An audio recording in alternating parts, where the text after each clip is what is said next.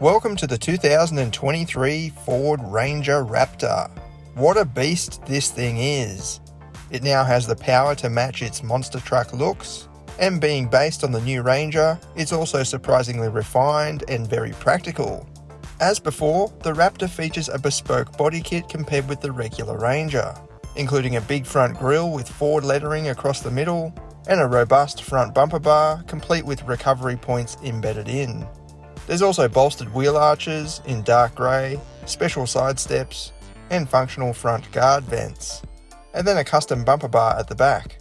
Due to the hardcore Fox Racing suspension, the payload and braked towing ratings are significantly reduced compared with the regular lineup.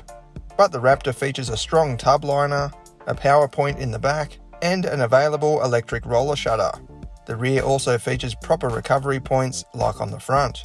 Underneath you'll find the spare wheel, and in the case of this test car, a lot of mud.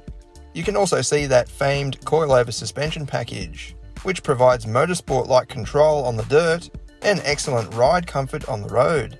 In fact, we think this is the most comfortable Ranger you can buy. Ground clearance is rated at a whopping 272mm, and it can swim through up to 850mm of water. Even though it is still based on the old T6 platform, many areas and most of the hardware has been improved or strengthened.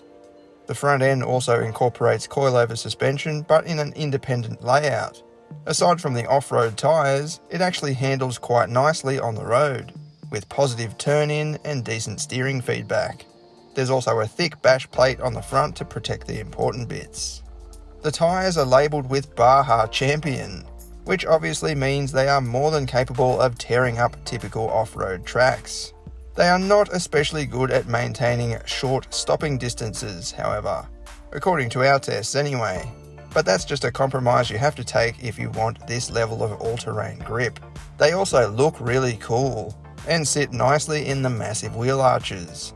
Despite its macho looks and capability on the outside, the interior is perfectly fit for family duties. It's part luxury car and part sports car in here.